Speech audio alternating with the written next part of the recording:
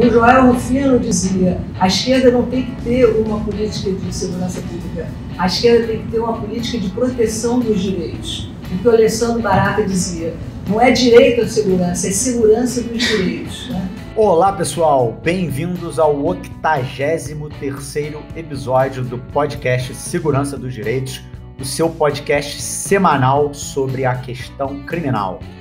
Estamos aqui hoje, mais uma vez, neste aprazível ambiente virtual, eu, na companhia luxuosíssima da querida amiga Juni Cirino dos Santos, que vai dizer um oi para a audiência qualificada. Estamos de volta, audiência qualificada. Olá para todos.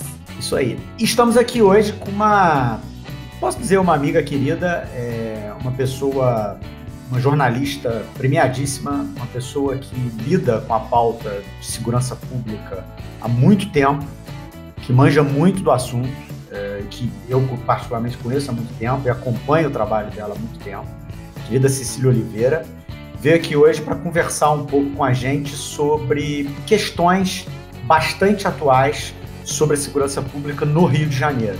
A proposta é que esse bate-papo passe por uma matéria que ela publicou recentemente no El País, passe um pouco pela DPF 635 e também pela plataforma Fogo Cruzado. É um trabalho muito interessante que ela desenvolve, sobre o qual ela vai conversar com a gente aqui ao longo deste bate-papo. Eu queria lembrar a nossa audiência qualificada que nós temos aquela parceria com Tudo de Penal, a plataforma do querido amigo Caio Paiva, né, que finalizará este episódio com um comentário sobre algum precedente jurisprudencial importante, relevante para esses tempos. E o ouvinte do Segurança dos Direitos tem um desconto especial de 30% na assinatura do Tudo de Penal. Basta colocar lá o cupom SEG30, SEG30 numeral. Lembro também a nossa audiência qualificada que a gente está disponível em praticamente todas as plataformas de áudio. Temos também um perfil no Twitter, temos também um perfil no Instagram, temos também aquele e-mail segurançadosdireitos@gmail.com. Todas as formas e os canais de contato disponíveis para que vocês entrem em contato com a gente, troquem ideias, nos critiquem, deem sugestões. Muitos episódios aqui nascem a partir de sugestões da nossa audiência e a gente adora falar com vocês através desses canais. E eu não vou mais gastar tempo do ouvinte com a minha própria isolada voz para dar início imediato a este 83º episódio do podcast Segurança dos Direitos, seu podcast semanal sobre a questão criminal, que hoje virá na forma de um bate-papo com a querida amiga jornalista Cecília Oliveira. Então, Cecília, queria, antes de mais nada, agradecer muito a tua presença aqui hoje. Você é uma pessoa que o podcast já estava namorando há muito tempo para vir aqui. Você está sempre tratando de temas que têm tudo a ver com o nosso tema e você inspira a gente, me inspira particularmente, mas inspira essa pauta também, a nossa pauta também. E queria dizer que é uma satisfação poder estar trocando ideias aqui com você sobre esse assunto que você tanto domina e, enfim, sobre o qual você traz você quebra tantos paradigmas, né? Enfim, você sempre coloca questões que fazem a gente refletir, fazem a gente pensar, fazem a gente, muitas vezes, migrar para outras margens e abrir horizontes para descortinar coisas que estão ocultas por ainda uma visão ainda que treinada, mas não tanto especializada quanto a tua. Então, quero dizer que é uma satisfação muito grande, uma alegria muito grande ter aqui você hoje. E queria que você desse um oi aí para a galera e se apresentasse e falar o que você quisesse aí nessa abertura. Olá, audiência classificada da qual eu faço parte, porque já sou ouvinte do Pod há um tempo. Inclusive, fiz uma pergunta no Twitter tempos atrás, perguntando quais eram os podcasts de segurança que o pessoal indicava, e este foi o mais indicado de todos, assim, disparado. Então, assim, para quem gosta do tema da segurança e tá de olho sempre nisso, é o melhor que tá tendo, como se diria lá na minha terra, Minas Gerais. Que máximo. Obrigado, Cecília. Eu queria começar, Cecília, um pouquinho falando sobre essa sua matéria mais recente, matéria excelente que você publicou no El País, no dia 16 de abril, semana passada, dando notícia da extinção pelo MP do Rio de um órgão que existia ali para apurar má conduta de policiais militares, né? Era o chamado GAESP, Grupo de Atuação Especializada em Segurança Pública. E aí você vem uma matéria muito bem referenciada, com dados muito precisos, falando um pouco, né, da realidade da letalidade policial, muito particularmente no estado do Rio de Janeiro, né? E o quanto que a extinção desse grupo especializado é chocante, né, na medida em que parece que isso vem na contramão dos acontecimentos, né? Não que a existência desse grupo especializado, e aí são palavras minhas, não que a existência desse grupo especializado viesse ajudando ali, ou incidindo decisiva e positivamente na redução dos números da letalidade policial, que são altíssimos desde 1998, seguramente, que, salvo engano meu, é o início da série histórica, né?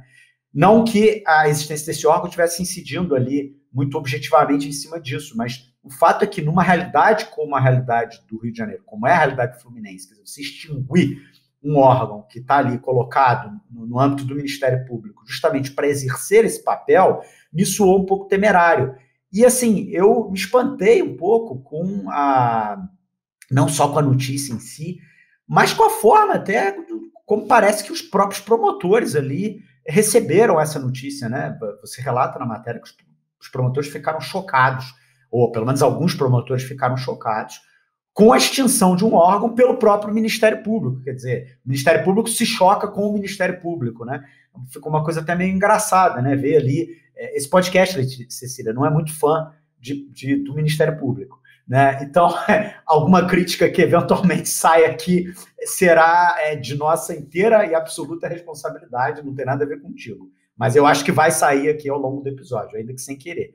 E o fato é que os promotores ficaram chocados porque os promotores deram fim a esse órgão, né? E todos os promotores ali, pelo menos os que foram ouvidos na sua matéria, né, falando na condição de anônimos, né? Claro que isso é um recurso largamente utilizado pelo jornalismo, e vocês fazem bem em utilizá-los, afinal de contas vocês têm que preservar a fonte de vocês, mas é curioso também, né, que promotores do alto da sua blindagem institucional, aliás, estamos falando de funcionários públicos que têm garantias de redutibilidade de subsídios, de inamovibilidade, não podem ser demitidos, enfim, tem uma série de garantias ali em torno do exercício da atividade de promotor, e mesmo assim falando como anônimos, quer dizer, porque tem receio de se manifestar, não sei exatamente por qual razão, e sobre um tema tão sensível, né?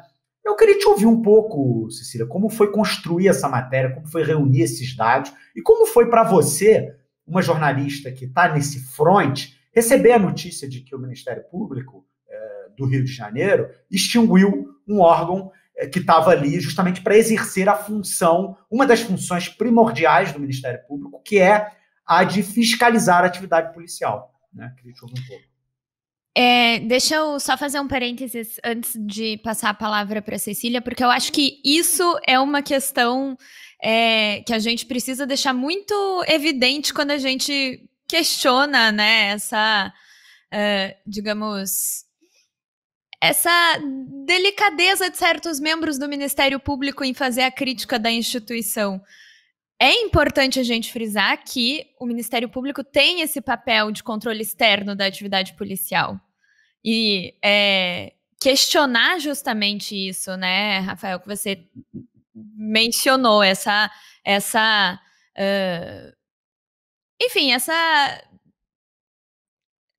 atitude talvez um pouco um pouco acabrunhada, um pouco tímida, assim, dos membros do próprio Ministério Público em criticar uma determinação da instituição que limita justamente a atuação do próprio Ministério Público, né? E uma das principais atuações, eu diria. É uma situação, assim, delicada. E como bem a gente pôde ver, aconteceu assim, isso tudo aconteceu na mesma semana em que o STF chamou essa audiência pública para discutir exatamente violência policial. Então, assim, é deprimente, eu acho que é a única palavra que assim, dá para a gente, né, traduz bastante essa situação, porque, assim, como a única fonte que se identificou lá na matéria, o major da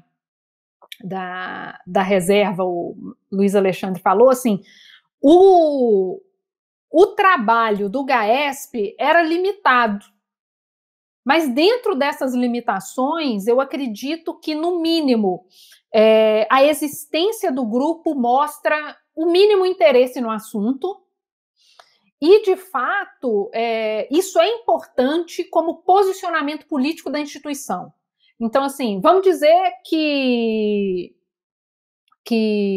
mesmo que o grupo não atue com a devida força, com a devida agilidade, dando fluxo aos milhares de processos que chegam ali, milhares de inquéritos que chegam ali, ele tem essa função também de passar essa mensagem política do cumprimento da função do Ministério Público, que é o controle externo da polícia.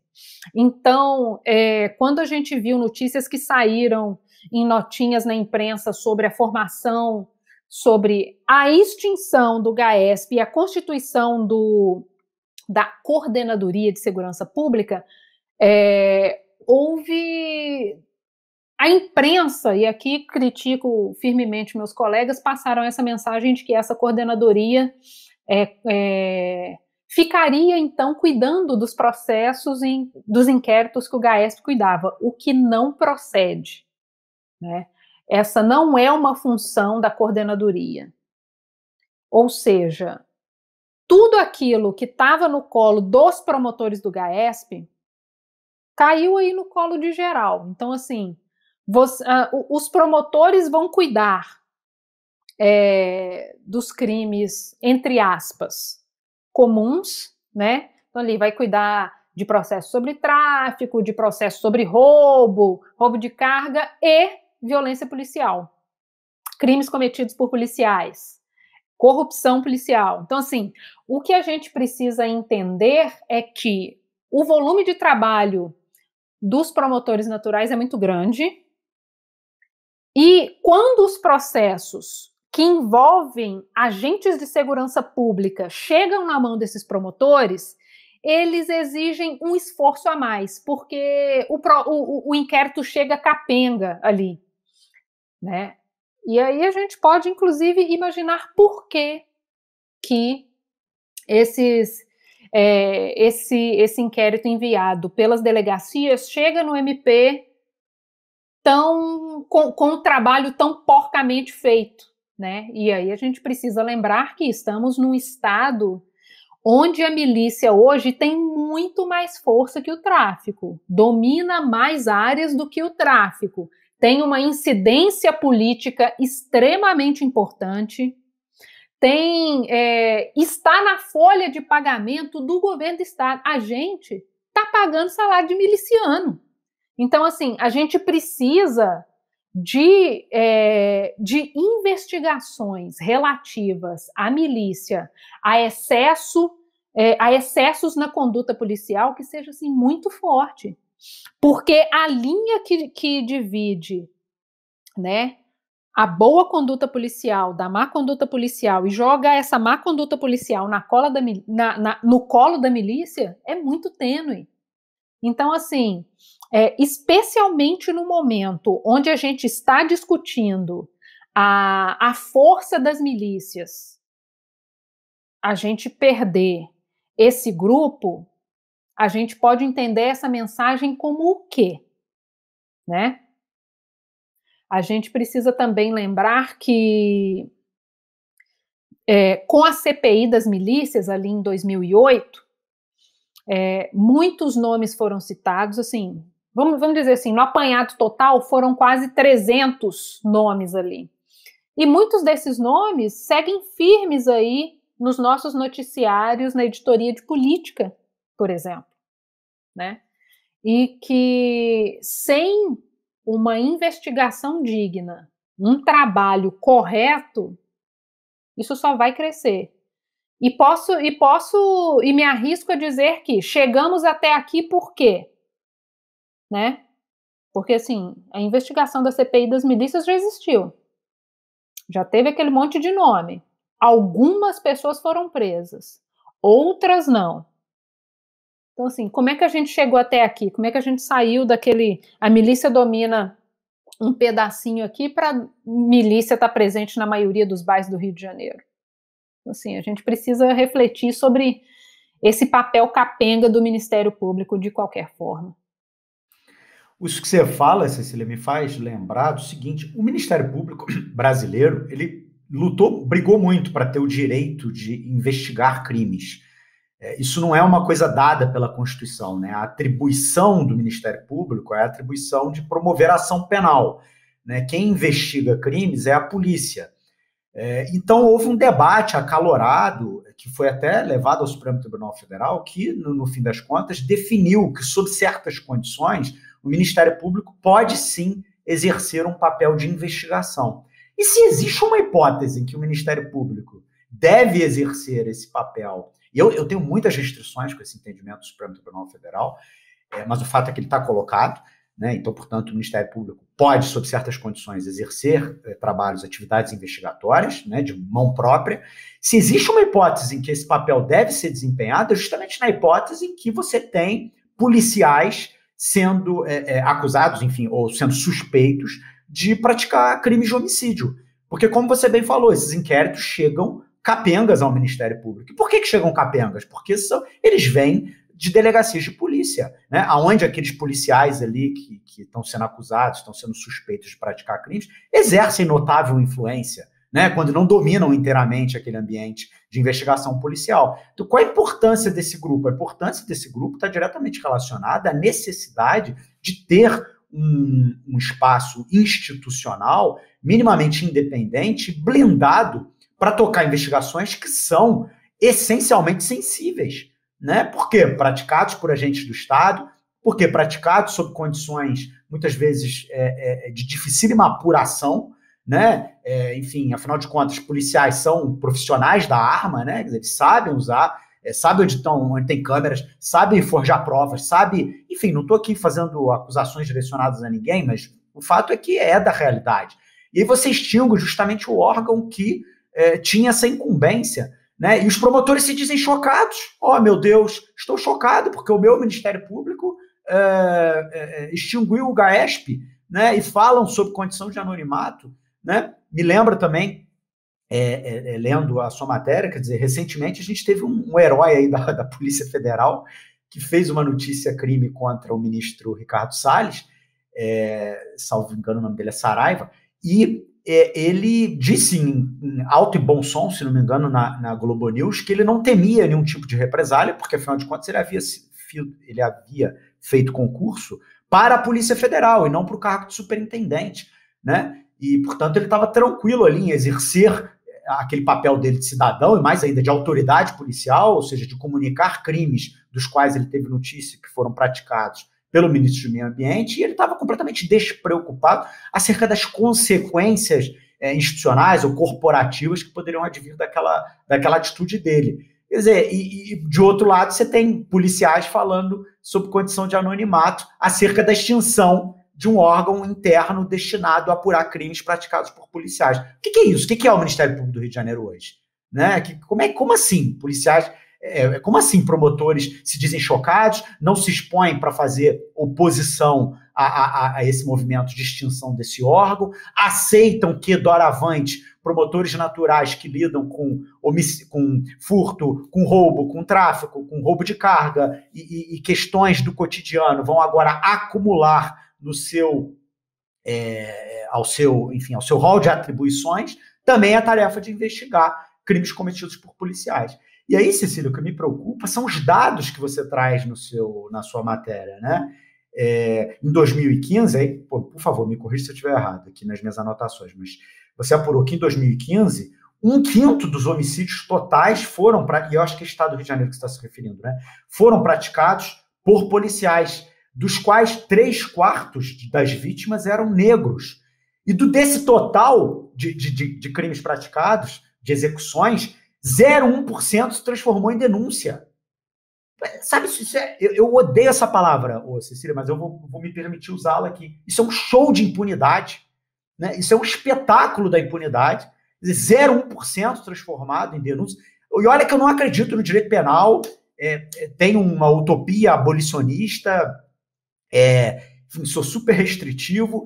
Agora, é muita gente morrendo pelas mãos do Estado. Isso precisa ter uma resposta. Né? E já que o direito penal está aí, está colocado, né? Já que quem rouba vai para quem furta picanha em supermercado está sendo preso, quem furta shampoo em supermercado está sendo preso, as ações praticadas por esses policiais, elas têm que ter resposta. E ter 0,1%, né, dessas ações transformadas em denúncia, ou seja, transformadas em processos penais propriamente ditos, é um escândalo. E eu fico pensando, o que disso vira condenação efetiva? É menos ainda do que 0%. Né? Porque esses policiais são, via de regra, levados a julgamento pelo tribunal de júri. Né? E eu já vi muito conselho de jurado absolvendo policial. Tem lá prova abundante de autoria e materialidade, e os jurados vão e absolvem, porque estão também no exercício da soberania deles, eles podem mesmo absolver, se entenderem que é o caso, mas absolvem sob os argumentos mais estapafúrdios, né? Do tipo, o policial tem que estar ali para proteger a comunidade, então se ele deu aquele tiro e pegou, porque ele queria proteger o cidadão, enfim. Isso não vê um caso. Mas olha que se só 0,1% vira denúncia, menos ainda disso vira condenação efetiva, ou seja, menos ainda do que 0,1% vira resposta à sociedade por aquele crime que foi praticado. Então, você traz dados que são avassaladores, que não combinam com essa postura do Ministério Público de extinguir o GAESP, o órgão que deveria estar apurando as circunstâncias e fazendo desses dados uma coisa menos vergonhosa, né? Sem nenhuma dúvida, Rafa. Eu acho que o que o Ministério Público deveria fazer, especialmente nesse momento, por todos esses motivos que eu elenquei, que você elencou, é que este órgão ele precisaria ser reforçado. A gente precisaria de mais promotores dedicados ao GAESP, a gente precisaria de mais peritos, a gente precisa falar sobre perícia em cenas de crimes cometidos por policiais. A gente precisaria de mais peritos, a gente precisa de mais gente trabalhando nisso, né? Foi no ano passado, o Rio de Janeiro bateu o recorde da série histórica de homicídios cometidos por policiais. Isso na mesma medida em que os homicídios cometidos por civis, por cidadãos comuns, caiu. Então, assim, a gente precisa falar sobre essa questão de que grande parte dos homicídios cometidos no Rio de Janeiro é cometido por agentes do Estado, né? Ontem eu estava revendo uma entrevista que eu fiz com Levi. Levi foi um perito da Polícia Civil, ele foi médico legista do Exército também, quer dizer, ele foi médico do Exército e médico legista. E nessa entrevista o Levi fala como é um hábito corriqueiro dos policiais desfazerem da cena do crime sob o pretexto de que estamos ajudando no salvamento da vítima, mas é apenas um pretexto, é para desmontar a cena e para soterrar esse negócio aí. Então, assim, é um sistema muito crítico que nos leva a realmente só ter 0,1% de policiais, 0,1% de policiais denunciados pelo Ministério Público. Então, assim, quando a gente pensa lá na ponta, no policial puxando o gatilho, a gente precisa lembrar que não é só o dedo dele que está nesse gatilho. É todo um sistema, ele é permitido fazer isso. E quando eu falo permitido, eu quero dizer que isso vem no discurso, por exemplo, de Witzel, que diz que tem que atirar na cabecinha mesmo. Isso está dentro do discurso de juízes e promotores que dizem que tem que fazer uma limpa tem que matar mesmo, que bandido bom é bandido morto e seus afins. Né? Então, assim, esse policial da ponta, vamos dizer que num último caso ele vai ser punido, e ele é trouxa, porque ele vai ser punido sozinho. Essas outras pessoas que ficaram ali falando, pode ir, vai na fé, você é um herói, você é o salvador do Rio de Janeiro, tá todo mundo no ar-condicionado com um salário muito maior que o seu, de boas. Então, assim, você puxa o gatilho e te ferra sozinho, quando ferra, obviamente. Né? Porque de vez em quando é preciso sacrificar um desses para dizer que está fazendo alguma coisa. Né? Então, assim, quando essa corda arrebenta, ela vai arrebentar ali, ó. É na mão de sargento, é na mão de soldado, é lá na ponta, é lá na patente baixa mesmo, né? Então, assim, a gente está num momento em que esse tipo de em que esse grupo de trabalho do Ministério Público precisaria ser reforçado. A gente precisaria de mais promotores ali, a gente precisaria de pessoas dedicadas a esse trabalho, exatamente para poder desafogar essa pilha de processos que não é pequena e que, pelo contrário, vai ficar muito maior agora, porque não tem ninguém dedicado a fazer isso. Então, eu acho que esse trabalho é ainda mais importante porque a gente lida com vítimas nesse segmento que são extremamente vulneráveis. Então, assim, são pessoas que já estão, que muitas vezes já estão numa situação em que há uma série de outras vulnerabilidades e desdém do Estado em várias partes ali. Porque, assim, isso acontece em bairros onde a população é majoritariamente negra e pobre. Então, assim, já é um combo de desdém do Estado nesses bairros. E aí, quando a gente... Por isso, inclusive, que eu discordo quando a gente fala sobre ausência do Estado nessas regiões, porque, assim, o Estado está ali, mas ele está ali com a arma na mão. Então, assim, o Estado chega em todos os lugares, sim. O negócio chega como e para quê? E quando a gente vê essas situações, vou pegar aí, essa semana eu estou trabalhando numa outra matéria, que vai sair em breve no Meu País também, em que eu falo sobre as crianças vítimas de violência armada no Grande Rio. Na semana passada, o Caio, uma criança de 8 anos, foi baleada dentro da escola em Bangu. Então, assim, Caio não foi o único, Caio foi a 100ª vítima nos últimos 5 anos, vítima de violência armada. E muitas dessas crianças são vitimadas durante ações policiais desastrosas, como foi o caso das primas Emily e Rebeca, em Caxias, como foi o caso de Ágata, no Complexo do Alemão.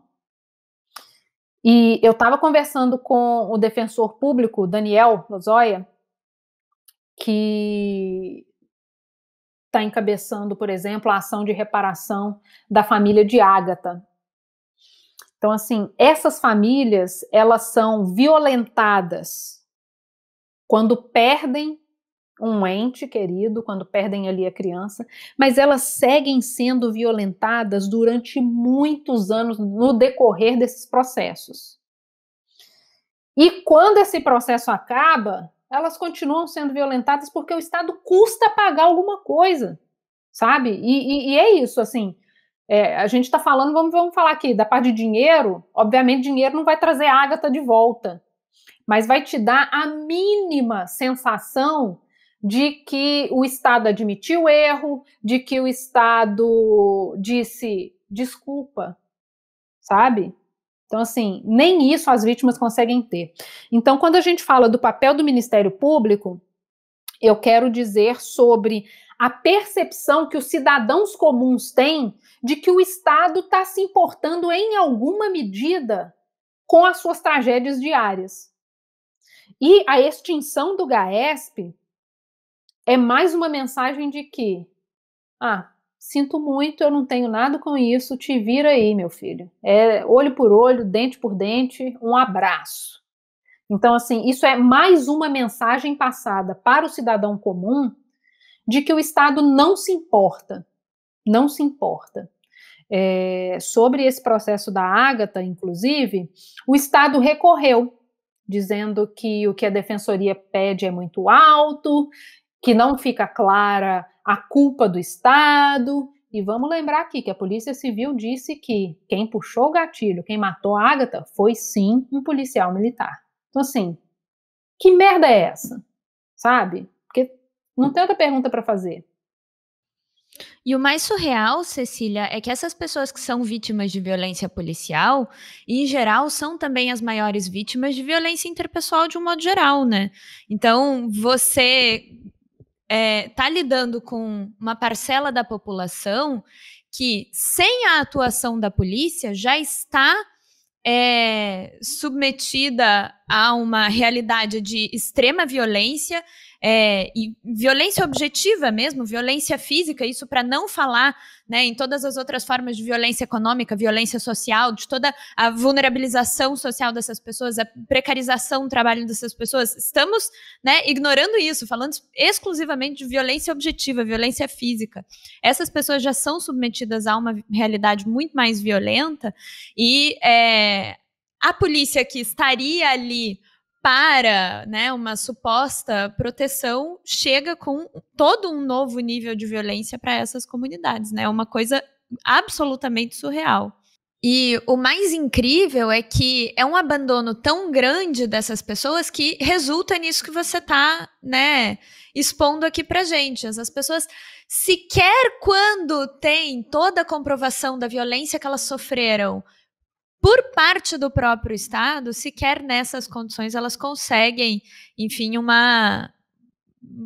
mínimo reconhecimento da violência que foi perpetrada, né? Então, que tipo de proteção que essas pessoas recebem, que tipo de, enfim, que direito que essas pessoas podem buscar, podem reivindicar perante o Estado, se essa é a situação a qual elas são jogadas e são submetidas pelo próprio Estado em suas várias frentes, né?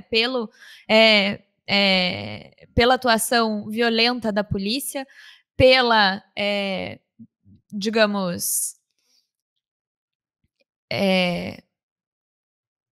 falta de vontade mesmo do Ministério Público de, por um lado, fiscalizar essas ações violentas da polícia e, por outro lado,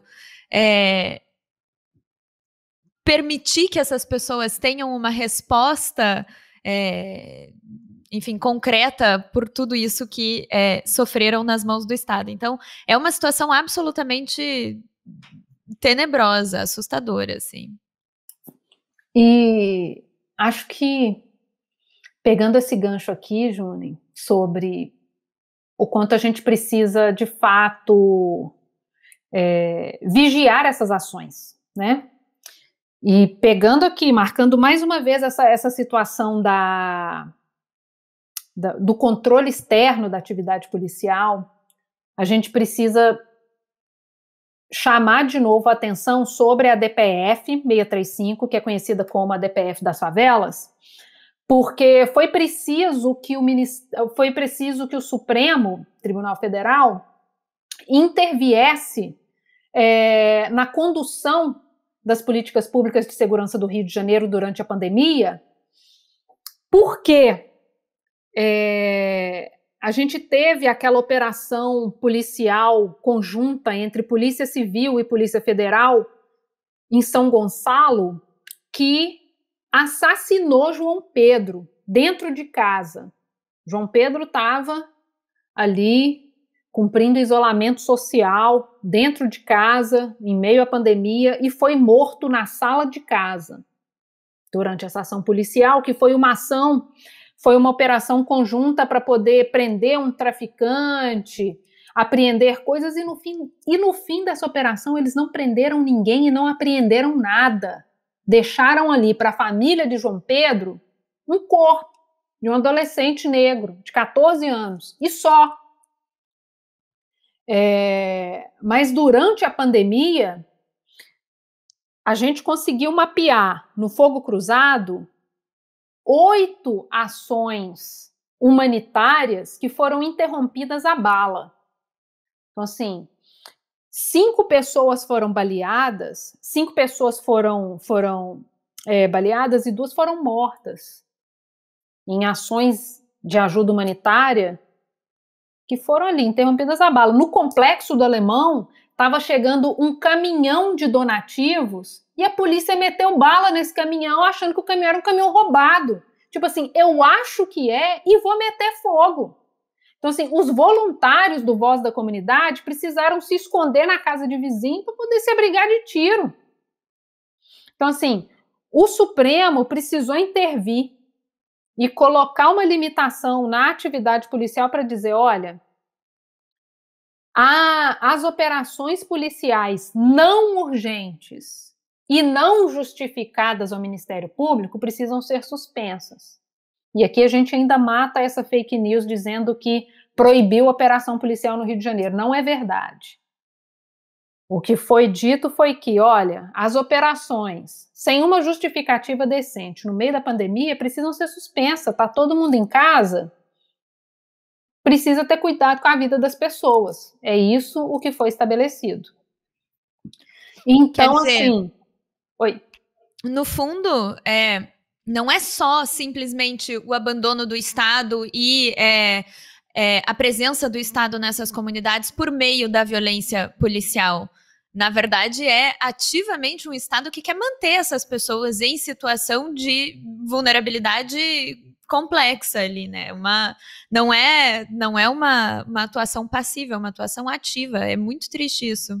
Sim. Essa lembrança das ações humanitárias interrompidas é realmente um triste, mas excelente exemplo disso. Sim, e quando a gente pensa na ADPF, a gente precisa pontuar também que essa ADPF, ela está sendo sistematicamente desrespeitada. Eu não sei se vocês acompanharam ontem aí, quinta-feira, 22 de abril, teve uma operação policial enorme no Complexo do Alemão e no Complexo da Maré. E essas operações foram feitas ali com o Caveirão, e eu não sei se vocês viram as imagens que rodaram as redes sociais. O Caveirão passando em cima de carro de morador. Quem é que vai pagar esse negócio? Sabe? Então, assim, já é uma situação difícil a pandemia, no sentido de... Tem muita gente que perdeu o emprego, tem muita gente que está usando os carros que eram carro da família para poder fazer Uber, trabalhar em aplicativo. E agora você faz o quê com esse carro destruído? Sabe? Então, assim, essas outras violências, muitas das vezes, não são contabilizadas. A gente não sabe o tamanho do estrago da má conduta policial. A gente só conta corpos, então a gente consegue saber que polícia matou X.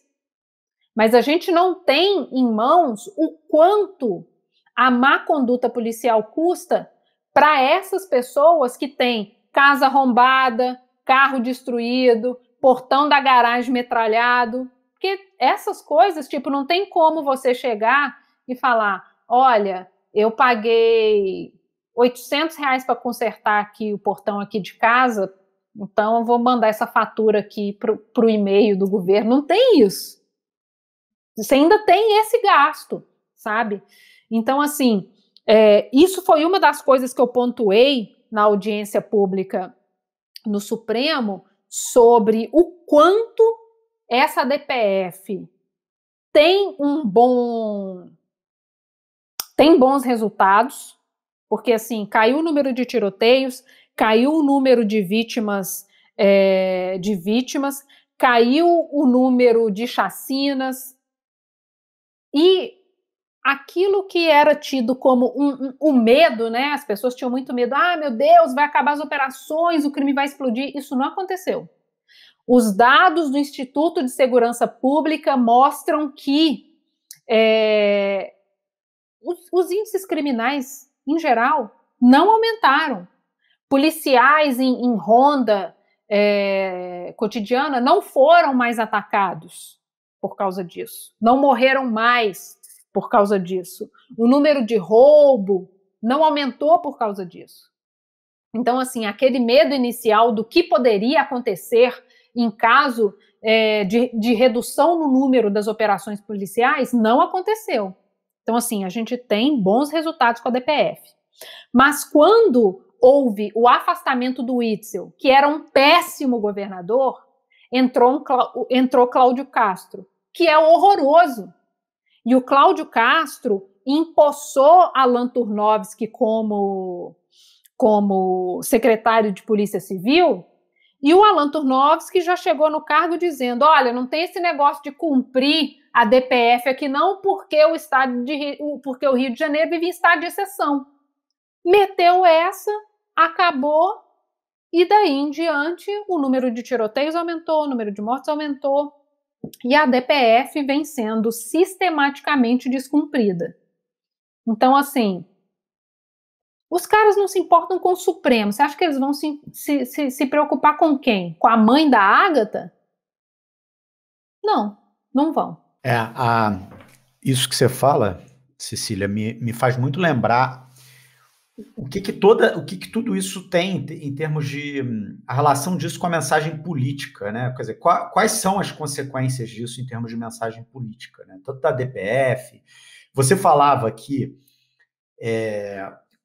eventualmente, quando essa corda da letalidade policial arrebenta, ela vai sempre arrebentar do lado mais fraco, que é do sargento, dos soldados, dos oficiais de baixíssima patente, dos policiais de baixíssima patente, e aqueles que são politicamente responsáveis por esse estado de coisas, a eles nada acontece, né? Você lembrou bem, tivemos um governador horroroso, Wilson Witzel, que se notabilizou por dizer que ia atirar na cabecinha.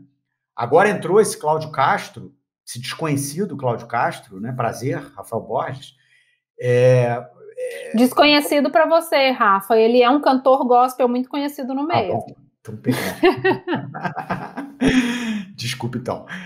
Mas o fato entra o Cláudio Castro e dá uma condição para a política de segurança pública do Estado também completamente equivocada, que começa por desrespeitar os termos expressos da DPF 635. E quando cito a DPF 635, eu quero aqui até fazer uma justiça ao ministro Luiz Edson Fachin, que é alvo de críticas, assim, de quilos de críticas, sobretudo por parte dos criminalistas, meus amigos, meus companheiros. Inclusive nesse podcast.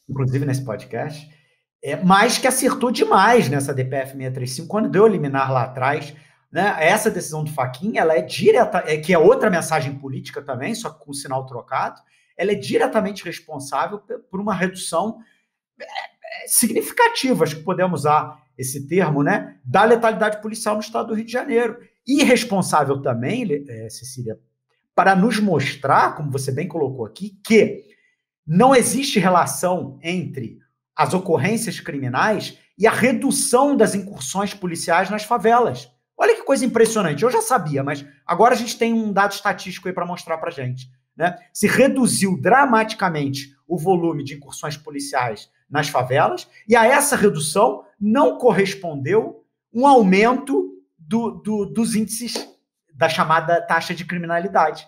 O que isso significa? Significa que a polícia é inútil para reduzir prática de crimes. É isso que significa. É a matemática mostrando obviedades para gente. Que a polícia não serve para fazer com que as pessoas cometam menos crimes. Então o que a polícia vai fazer na favela? É outra coisa, que não reduzir prática, que não reduzir incidência criminal. Ela vai lá para exercer controle social, ela vai lá para entrar nas casas das favelas sem mandado de busca e apreensão, ela vai lá para matar criança, ela vai lá para fazer esculacho, ela vai lá para destruir o automóvel que está sendo usado pela família como fonte de renda alternativa nesse momento de crise financeira. É para isso que a polícia serve. Para pegar arrego toda sexta-feira, hoje é dia, hein? Então, e o momento de crise financeira também é muito interessante, né? Porque se a gente não teve uma alteração nos índices, enfim, nas taxas de criminalidade, mesmo com essa situação de crise econômica, enfim, que a gente vive, então a gente está numa situação ainda mais evidente sobre a inutilidade da atuação da polícia, né? Se não tem essa até atuação, porque... mesmo colocando... Porque essas pessoas, a gente sabe como funcionam as crises no capitalismo. As crises atingem primeiro as camadas mais precarizadas da população. E se essas pessoas estão sendo mais fortemente atingidas, enfim, não estão engrossando as estatísticas criminais, então... Realmente. Eu acho que isso joga por terra muitas teorias pré-concebidas e empoeiradas, né? É uma chance aí desses estudiosos de antiguidades reformarem suas teorias. E, como vocês bem disseram, prova que não existe política de segurança, existe polícia. Então, assim, qualquer coisa que acontece, manda a polícia. A gente viu isso, assim, de uma forma um pouco mais cristalina com as UPPs, porque tinha policial dançando em festa de 15 anos, fazendo parto, arrumando garagem de morador, tipo, gente, sabe? Põe policial pra bucha de qualquer coisa. Então, isso deixa muito óbvia a falta de coordenação política dos governadores, e também é isso, nem acho que isso seja exclusividade de Witzel ou Cláudio Castro, não, porque esse problema não é novo, eles apenas tornaram o problema mais óbvio, porque são mais belicistas, e mais inábeis também. Então, a gente precisa reforçar esse ponto de que a política de segurança ela é basicamente inexistente. O que a gente teve aí de mais próximo de política de segurança, é o que a gente viu aí sobre as UPPs, era um programa, era só um programa, não era um projeto de segurança. Então, a gente tem aquilo que poderia ser uma política de segurança completamente fragmentado, descoordenado. A polícia é usada com interesses muito particulares dos governadores, e governadores que, tipo, te chama de Rambo hoje, de herói, mas na hora de te garantir um plano de carreira, de garantir, inclusive, sua vida fazendo planejamento de segurança pública para que o policial não chegue num lugar completamente perdido e tome um tiro ali a esmo, ele não faz. Então, assim, os governadores usam os policiais como gente descartável também. Joga policial para fazer uma operação qualquer, com arma que falha, com colete vencido, com viatura caindo aos pedaços, deixa os caras almoçar marmita vencida e fica chamando os caras de herói. Então, assim, você, policial, que porventura escuta esse podcast, não caia nessa ladainha, não. Não caia, não, porque, olha, você é só mais um, meu filho. Só mais um. Se você morrer, sua família vai ter que implorar a indenização. Se você tomar um tiro e não poder mais exercer sua profissão, sua família vai ter que fazer vaquinha pedindo ajuda, porque isso também é muito comum. Você vê ali, eu lembro de um caso no policial que era, né, caveira, aí, ó, a elite da polícia militar tomou um tiro, ficou paralítico ou paraplégico, não vou me lembrar, teve que fazer vaquinha para comprar fralda, filho.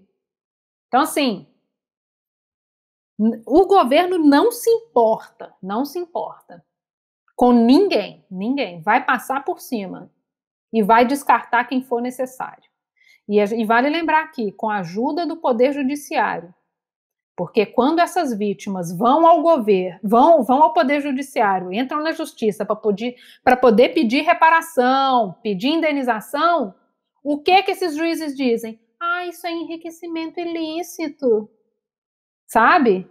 E aí, se o irmão desse juiz entra com uma ação aí qualquer para poder pedir uma indenização porque comprou uma garrafa térmica e a alça da garrafa caiu, meu filho, vai ser mais do que a indenização que você vai ganhar. Não, o Poder Judiciário é cúmplice disso, né? É cúmplice dessa política de segurança pública que eu discordo de você, Cecília, apenas em em termos de terminologia mesmo. Porque eu acho que é uma política em curso, sim, é a política da neutralização, é a política de aniquilamento dos que não servem, dos que são imprestáveis para os processos econômicos do neoliberalismo, para os corpos descartáveis, né? Para os corpos matáveis, para os corpos morríveis.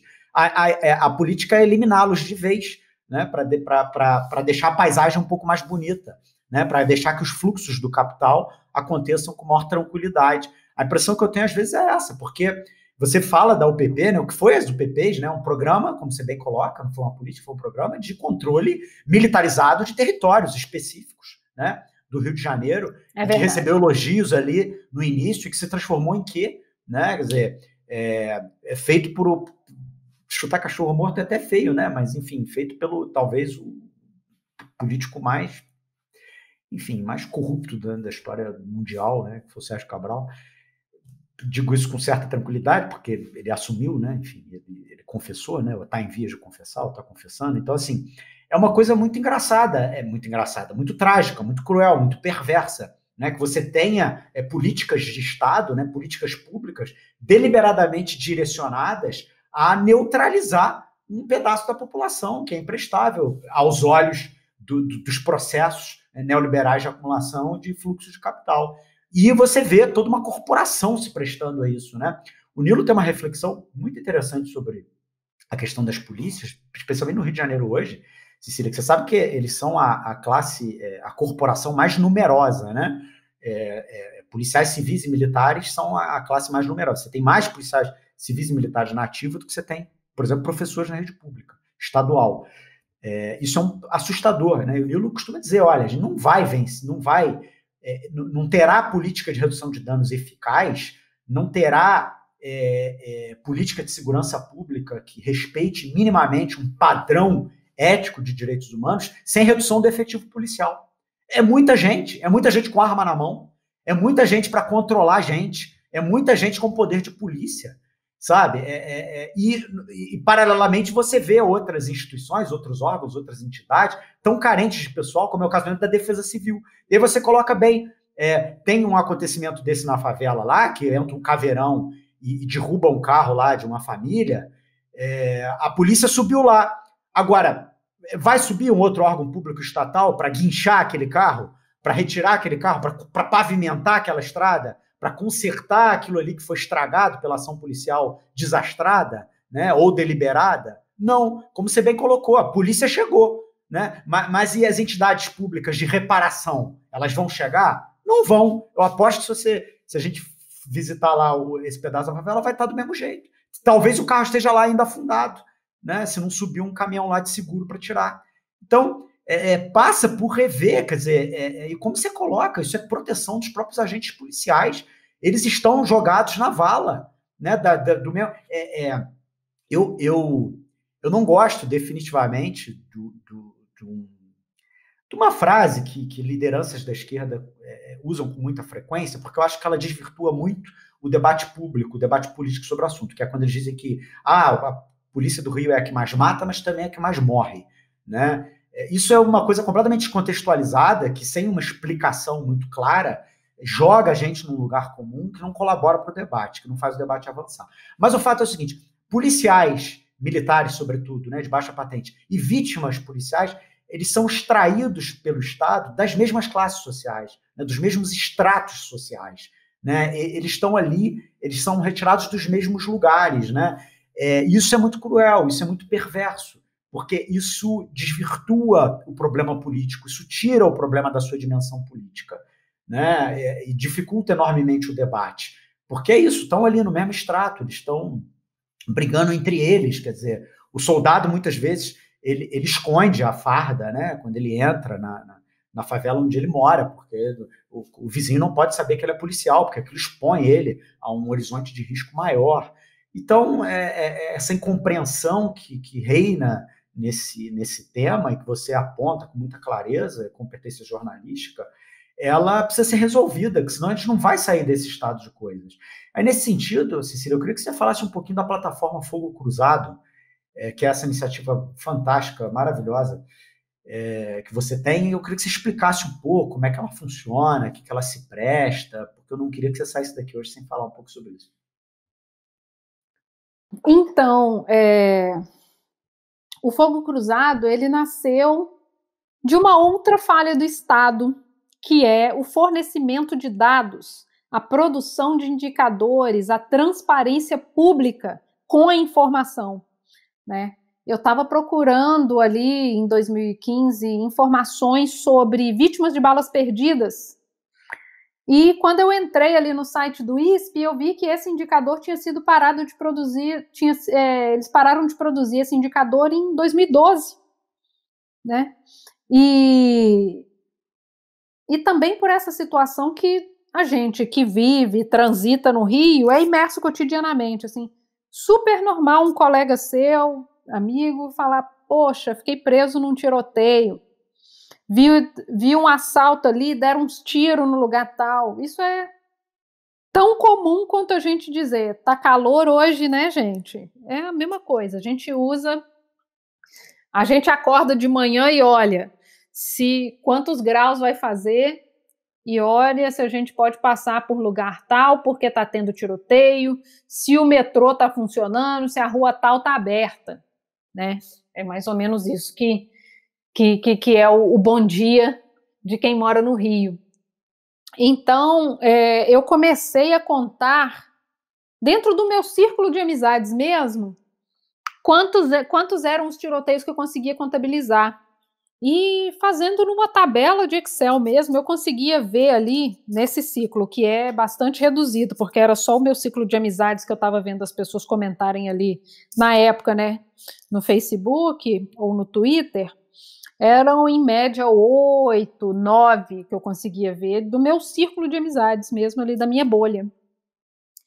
E aí, quando realmente a gente desenvolveu o aplicativo, colocou um aplicativo na rua, e aí ele foi para a mão, né, dos moradores do Rio, a gente chegou a mapear ali em 2018 uma média de 26 tiroteios por dia no Grande Rio. E esse é um indicador que não existia, porque assim, nem todo tiroteio ele vai poder ser contabilizado, por exemplo, num boletim de ocorrência, porque nem sempre há vítimas. E muitas das vezes você vai, por exemplo, olha, houve um assalto na joalheria no centro do Rio. Você vai registrar o assalto. Então, assim, se ninguém morreu em decorrência do disparo de arma de fogo, você não sabe que houve um tiroteio ali, né? Então, a gente começou a contabilizar esses estragos da violência armada que não existiam antes. Então, a gente contabiliza, para além das vítimas, a gente contabiliza o número de tiroteios, quantas ruas foram fechadas, quantos dias o metrô ficou sem funcionar, o número de tiroteios que acontece no entorno de unidades escolares, unidades de saúde. Como os nossos dados são geolocalizados, você pode cruzar essa informação que está disponível gratuitamente na nossa API com qualquer indicador que tenha geolocalização. Você pode, vamos supor, você está fazendo um estudo sobre economia e está medindo o índice de desenvolvimento humano. Você pode pegar esse dado que tem ali por município e puxar os nossos dados e ter mais uma variável para poder agregar no seu estudo, por exemplo. Então, a gente trouxe essa discussão para a mesa, né? Para a mesa do debate sobre políticas públicas e segurança pública. A gente está presente na região metropolitana do Rio de Janeiro, também no Grande Recife, e estamos aí em processo de expansão, a seguir cenas dos próximos capítulos. Poxa, que máximo, que máximo. Muito bom saber, Cecília, que você está nesse front e que para muito além do seu trabalho jornalístico, que por si só já seria de uma utilidade pública enorme, você desenvolva atividades de proteção, né? Atividades que ao fim e ao cabo estão incidindo, né, diretamente nessa realidade. Isso, E pra mim, é que incrível. se referem de novo, né, a essa incapacidade do Estado de atuar de maneira mais ativa nesse sentido. Que esse tipo de estatística, né, esse mapeamento que vocês fazem na plataforma, é um mapeamento que não só é importante para a informação da população, mas é um mapeamento que é super importante para o desenvolvimento de políticas públicas muito mais efetivas, né? E, no entanto, vejam, um trabalho que não é feito pelo Estado, que teria todo o interesse nisso. E certamente imagino que também não é referenciado pelas pessoas que estão hoje responsáveis pela elaboração de políticas públicas, enfim, para a população. Se é referenciado, é referenciado de maneira muito muito pequena ainda, né? Infelizmente. Sim, sim. Mas tem essa questão assim do tipo usar de fato essas informações é atestar a falência da sua competência como gestor público, né? Então, por exemplo, na segunda-feira a gente divulgou, no domingo à noite a gente divulgou essa informação sobre a 100ª criança vítima de violência armada no Grande Rio. Então, assim, o governo do estado não produz essa informação, porque isso atesta a sua falência como guardião da vida dessas crianças, como um gestor público, né? Assim como a gente divulgar as informações sobre vítimas de balas perdidas, também. O Estado ele não divulga nem o número dos agentes públicos vítima de violência armada. Então, assim, ele não produz os dados nem sobre os próprios agentes dele, sabe? É preciso fazer isso por fora. Exatamente porque todos esses indicadores indicam a falência, né, e a irresponsabilidade dos governantes sobre a vida de quem quer que seja essa pessoa estando na folha de pagamento do governo do estado ou não. E o grande problema, né, Cecília, é que sem conhecer a realidade objetiva, a realidade material, você não tem como dar uma resposta eficaz para os problemas que acontecem, certo? Para os problemas que existem. Porque daí, se você não tem justamente esses dados, se você não consegue ter uma compreensão sobre a realidade objetiva da população mais atingida pela violência de um modo geral, se você não tem essa informação, o que acontece é que os discursos vão ser, digamos, preenchidos por narrativas completamente fantasiosas, né? Narrativas, assim, de impunidade, de narrativas de, enfim, de combate à violência do tráfico, narrativas de, enfim, aquilo que você mencionou no início do podcast sobre essa ideia que coloniza, digamos, a cabeça não só da polícia, mas do próprio Ministério Público e muito provavelmente também do próprio judiciário, de que bandido bom é bandido morto.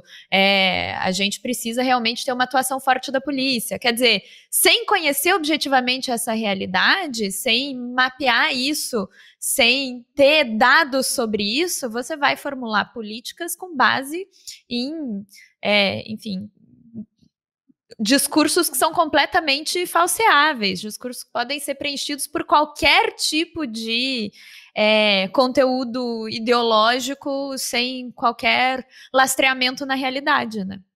E esse é o grande problema, porque no fim você não resolve problema nenhum. Sim, sim. E é exatamente como você disse, quem produz os dados no caso do governo, né?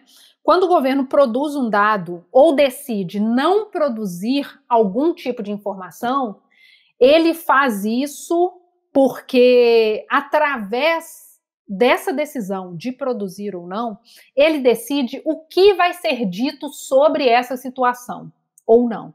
A gente viu isso de uma forma muito transparente com os dados da Covid. O governo federal divulgava os dados da Covid todo dia às 5, depois às 7, depois às 10, e ele conseguiu tirar isso do Jornal da Noite. Então, assim, ele conseguiu determinar o que seria dito, quando seria dito e se seria dito, porque ele decidiu quando ele produzia essa informação e se produzia. Então, o lado bom, com muitas aspas, obviamente, sobre isso, é que ele fez com que a sociedade civil se movimentasse para produzir essas informações. Então, a gente teve uma série de iniciativas, como o Lagum Data, como o repositório da Covid, ali não sei se era esse o nome, na verdade, mas um levantamento do Volt Data sobre Covid, e uma outra iniciativa do Álvaro Turicas também, e que levantam essas informações direto com as secretarias municipais de saúde. Não quer divulgar, não, governo federal, vou te dar aqui, ó, meu filho. Tem jeito de produzir isso sem você, sabe? Então, assim, deixa ali, claro que a gente precisa se mover e não depender da vontade dos governos, porque, cara, é isso. O dia que ele decide que não vai produzir, ele não produz, como foi o que o governo do estado do Rio de Janeiro fez com os dados sobre bala perdida. Existe um interesse ali, né? Exato, existe um interesse, essa coisa de querer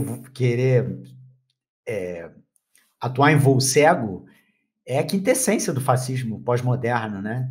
É isso, eu não produzo os dados porque sem produzir os dados eu não defino política, sem definir política eu não enfrento o problema. E acabou. E aí ou enfrento o problema que eu inventei que existe da maneira como eu achar, enfim. Exatamente. É isso, vendem o problema como querem porque querem vender a solução como desejam. Exatamente, para vender a solução como desejam. Isso é realmente um perigo, né? Não sei, é um retrocesso, né? Em tempos em que a produção de informação é uma coisa tão, enfim, tão facilmente organizada, né? Tão e é lei, né? Quem se importa com o cumprimento dessas leis? Isso é muito funcional, né? Violar o princípio da transparência, o princípio da publicidade, o próprio conteúdo explícito e didático da Lei de Acesso à Informação é funcional para esse tipo de política, né? Que quer vender qualquer solução como solução hábil a contornar, a enfrentar aquele problema que está se apresentando. Isso é um problema muito sério, isso diz muito sobre a nossa tensão democrática, né? Isso diz muito sobre a fragilidade do Estado de Direito brasileiro nesse momento. O Zaffaroni que fala, né? O Estado de Polícia está em tensão muito permanente, contínua com o Estado de Direito. A nossa luta num regime, num modelo capitalista, é sempre, na medida do possível, tentar fazer com que o Estado de Direito ocupe um espaço sempre maior do que o Estado de Polícia dentro dessa gaveta, né? Já que os dois ocupam ali a mesma gaveta, são duas bexigas, Estado de Direito e Estado de Polícia ocupando a mesma gaveta. Quando um cresce, o outro diminui necessariamente e vice-versa. O nosso desafio é expandir a bexiga do Estado de Direito cada vez mais. E isso passa necessariamente por produzir dados, isso passa necessariamente por saber onde está pisando, isso passa necessariamente por saber o que está acontecendo, né? Independentemente do político de ocasião, independentemente do gestor da ocasião. Isso é primário, né? Isso é básico demais para a gente estar tendo que discutir aqui. Tristes tempos. Bom, a gente está, infelizmente, chegando no final do nosso episódio. Eu queria agradecer muito a Cecília, pedir até desculpas aqui um pouco, porque eu acho que eu até falei demais, mas é que realmente esse tema me toca em algum lugar ali dos afetos, e isso me deixa mais exaltado. Mas queria agradecer muito a presença, a troca de ideias. Eu vou passar agora a palavra para a Júnia também fazer as considerações finais, e depois a palavra é sua, Cecília, para se despedir, fazer considerações, fazer o que você quiser. E eu peço também que você deixe para a nossa audiência qualificada uma dica de um livro que não seja um livro jurídico, por favor. É isso. Júnior, está contigo. Cecília, tô, assim, muito feliz com esse episódio, porque, lógico, acompanho tua trajetória profissional bastante de perto, assim, é enfim, uma dessas jornalistas que me deixam muito satisfeita de acompanhar, mas mais ainda porque é sempre uma coisa tão gratificante a gente ver pessoas com um discurso tão crítico fora da nossa área, é assim, a gente fica até um pouco, né, querendo sonhar. Então, acho que a tua participação no podcast foi muito legal, Cecília, foi, assim, muito esclarecedora em diversos pontos. Acho que você trouxe aqui pra gente debates importantíssimos e, enfim, compartilhou um pouco aqui das tuas angústias e das tuas preocupações que vão muito na mesma direção daquilo que a gente se preocupa também. Então, fico muito feliz com isso, de verdade, agradeço a tua participação e agradeço também, como sempre, nossa qualificada audiência pelo acompanhamento desse episódio novamente e nos vemos na próxima semana. Ai, gente, eu agradeço o convite, acho bem massa, assim, que vocês tenham realmente colocado esse bloco na rua, porque acho que falta discussão crítica sobre segurança pública no Brasil, sabe? O que a gente tem, assim, de discussão sobre segurança é da Atena, né? É o que a gente tem aí nessa que não chega. Tô sendo generosa chamando de discussão, tá? Então, assim, faz muita falta que a gente discuta segurança, e especificamente aqui, como diz o nome do podcast mesmo, faz falta que a gente discuta segurança como direito, né? A gente confunde muito a segurança pública como presença de polícia, presença de ação policial, isso é segurança. Não, a gente precisa entender a segurança pública como um direito, o direito à segurança. Então, acho massa que vocês tenham colocado esse bloco na rua para poder fazer essa discussão. Então, vamos às dicas. Eu estou lendo A República das Milícias, dos Esquadrões da Morte à Era Bolsonaro, do Bruno Paes Manso. Então, assim, quem não leu, leia. Se apavore, perca as esperanças, como eu, porque realmente é de gelar a espinha, minha gente. E eu estou lendo também, né, para a gente não dizer que só lê coisas horríveis, eu li Casado com República das Milícias, eu li Torto Arado. Por favor, leiam, sabe? Do Itamar. É uma beleza de livro. E um livro que eu sempre indico, que eu acho que é um livro sobre história do Brasil, sobre a construção desse país, e que eu acho que todo mundo deve ler, é o livro Um Defeito de Cor, da Ana Maria Gonçalves. É um livro grande, então, assim, quando vocês forem pegar para ver, vocês vão achar, meu Deus, jamais sairei dessa saga. Mentira, porque a leitura é levíssima, ela te conduz brilhantemente entre as eras descritas no livro, né, e nos conduz ali pela vida de Luísa Marim de uma forma magistral. Então, leia Um Defeito de Cor, e se você é advogado, leia Um Defeito de Cor, porque você vai achar referências excelentes ali. Não falarei mais para não dar spoiler, mas se você é advogado, leia, você vai gostar, você vai conhecer figuras importantes do direito ali. E agora um adendo. Enquanto a gente gravava esse podcast, o Ministério Público publicava uma resolução do Procurador-Geral de Justiça dizendo que o Ministério Público institui um grupo temático temporário abre aspas, com o objetivo de promover iniciativas estratégicas e coordenadas para o atendimento às determinações de redução da letalidade e da violência policial no Estado, constante das decisões da Corte Interamericana de Direitos Humanos, no caso da Nova Brasília, e o Supremo Tribunal Federal no bojo da arguição de descumprimento de preceito fundamental, a ADPF 635 ou a ADPF das favelas.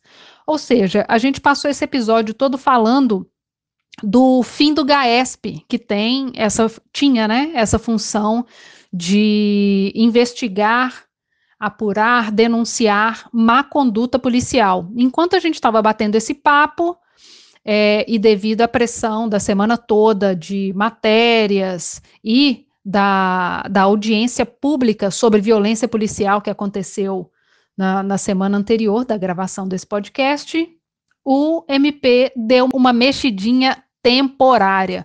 Ou seja, ele está tentando conter uma barragem de dejeitos com um band-aid.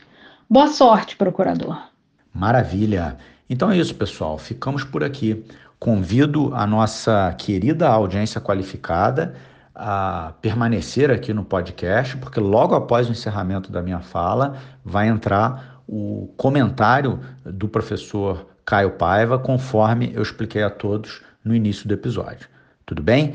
Então é isso, Caio, tá contigo. Um abraço a todos. Oi, amigos. Aqui quem fala é Caio Paiva. Eu sou coordenador do curso SEI e também idealizador do Tudo de Penal. Nessa minha participação de hoje, semanal aqui neste podcast, eu quero conversar com vocês a respeito do seguinte tema. Nós sabemos que o STF, após idas e vindas, acabou decidindo que não se admite a execução provisória ou antecipada da pena. Isso ocorreu no julgamento das ações declaratórias de constitucionalidade, as ADCs 43, 44 e 54. Muito bem.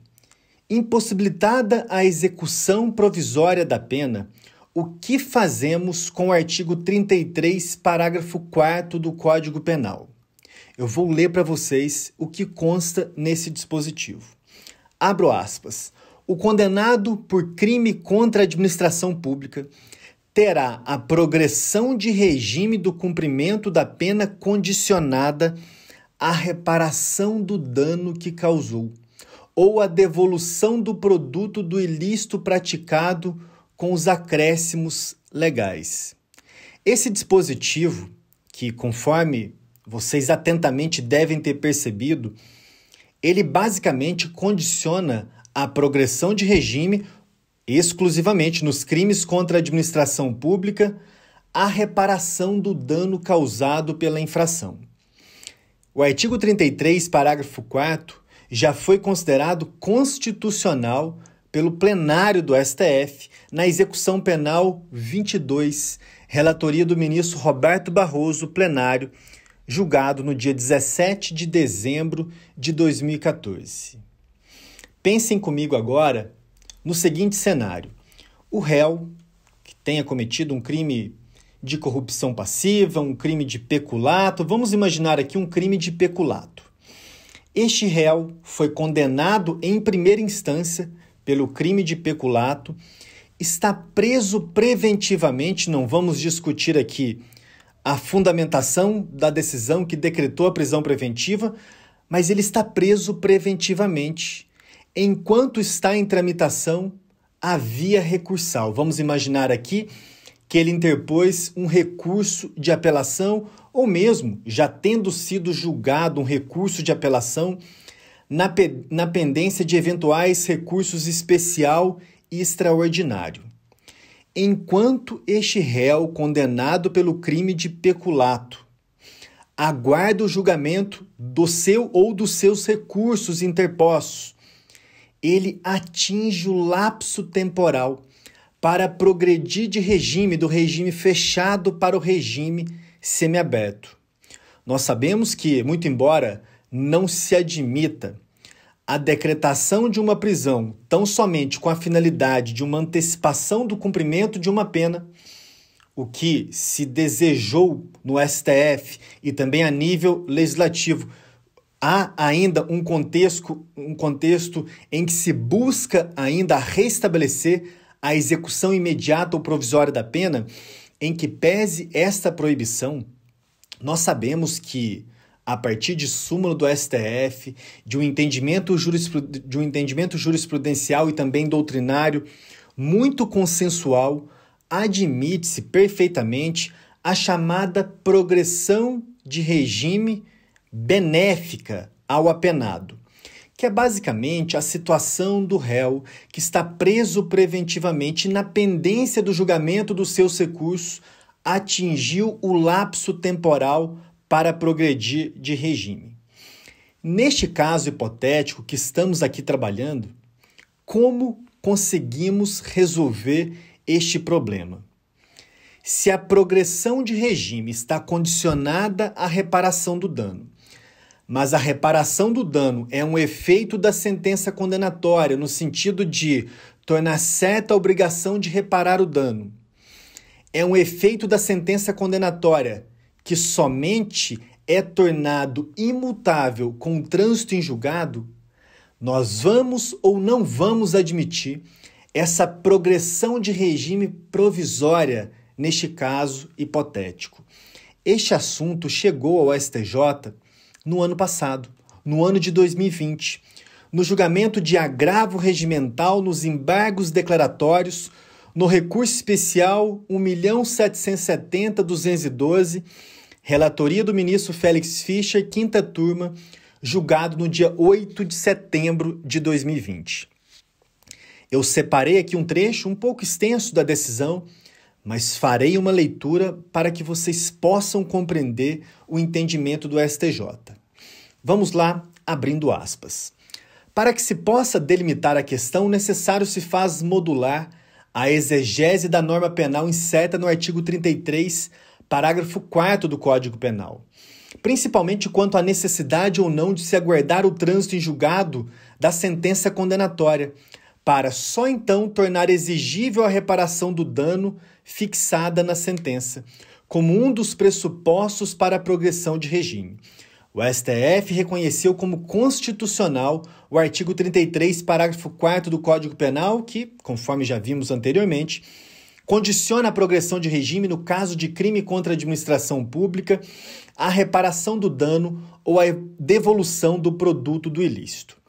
Independentemente da nova orientação firmada pelo STF, quando do julgamento das ADCs 43, 44 e 54, que reconheceram a compatibilidade vertical do artigo 283 do Código de Processo Penal com a Constituição Federal, os recursos aos tribunais superiores seguem, de regra, desprovidos de efeito suspensivo nos termos do artigo 995 do Código de Processo Civil.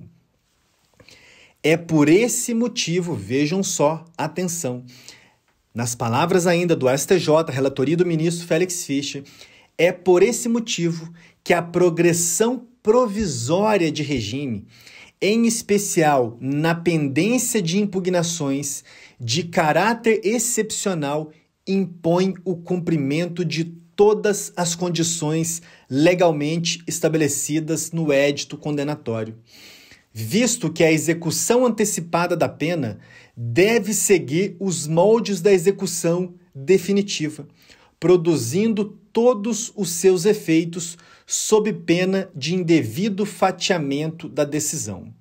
Em outras palavras, o STJ, a partir da decisão do plenário do STF, no sentido da constitucionalidade do artigo 33, parágrafo 4º do Código Penal, o STJ condiciona a progressão provisória de regime à reparação do dano antes mesmo do trânsito em julgado. Ou seja, o STJ admite a execução de um dos capítulos da sentença condenatória de forma provisória. Em outras palavras ainda, de forma ainda mais elucidativa, o STJ entende que a obrigação de reparar o dano pode ser executada ou pelo menos servir como um impeditivo, como uma condição para a progressão de regime antes mesmo do trânsito em julgado. Considero o entendimento do STJ claramente equivocado e ele colide, aliás, com um dos enunciados aprovados naquele encontro realizado pelo Conselho da Justiça Federal em agosto de 2020, quando foi adotado o seguinte enunciado, se eu não estiver enganado, enunciado número 27. As obrigações pecuniárias, pena de multa, custas processuais e obrigação de reparar os danos advindas da sentença penal condenatória recorrível não podem ser executadas antes do trânsito em julgado. Eu encerro por aqui, sempre reiterando o convite para que vocês conheçam tanto os nossos cursos do Curso SEI, em especial os nossos cursos de pós-graduação e também a nossa plataforma do Tudo de Penal.